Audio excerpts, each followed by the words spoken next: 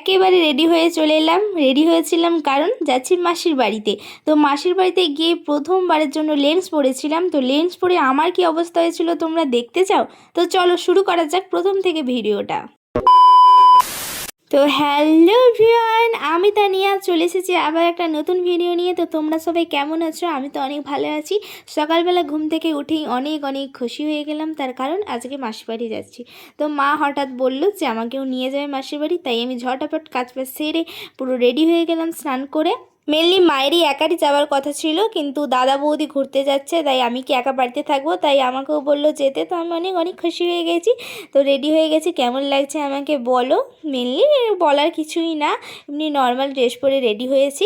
তো তারপরে এই যে নাড্ডু আমাদের পাশে ঘুরতে এসেছিলো, ওকে নিয়ে একটু আদর করছিলাম। আচ্ছা, আরেকটা জিনিস বলি, ইউটিউবে অনেকদিন আমি ভিডিও ছাড়তে পারিনি, কারণ আমার ভিডিওতে স্ট্রাইক দিয়েছিল, তাই আমি দিতে পারিনি। এক্ষুনির মধ্যে আমার ভিডিওতে স্ট্রাইক পড়ে যাবে এটা তো আমি আশাই করিনি।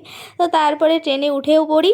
তো আগের ভিডিও দেখলে বুঝতে পারবে যে কতটা রোদ উঠেছিল। আমি তো তখন ভাবছিলাম ছাদে গিয়ে যে এত রোদে কিভাবে বেরোবো যাব। তো দেখো ট্রেনে উঠতে না উঠতেই পুরো মেঘলা ওয়েদার হয়ে গেছে, আর এত বাতাস দিচ্ছিল। তারপরে ট্রেনে উঠলে মেনলি খাওয়া তো শুরু করতেই হবে।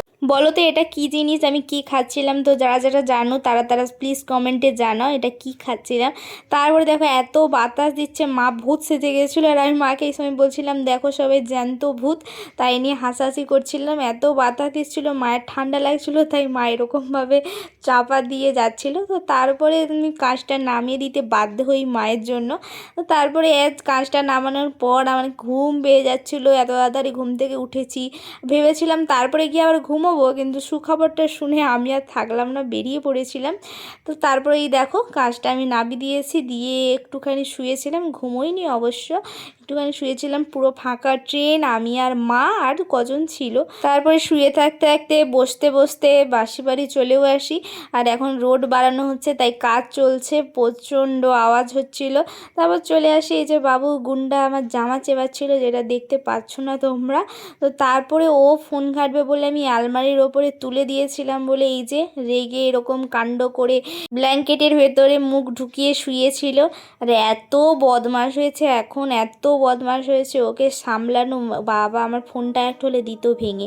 তারপরে দুপুরে খাওয়া দাওয়া করে ঘুমিয়ে গেছিলাম। তারপরে ঘুম থেকে উঠে এই যে বাবু পড়তে বসেছে, ওকে একটু পড়াচ্ছিলাম। তারপরে আমাকে বৌদি চা দিয়েছে বলে ও দেখো কেমন করছিল।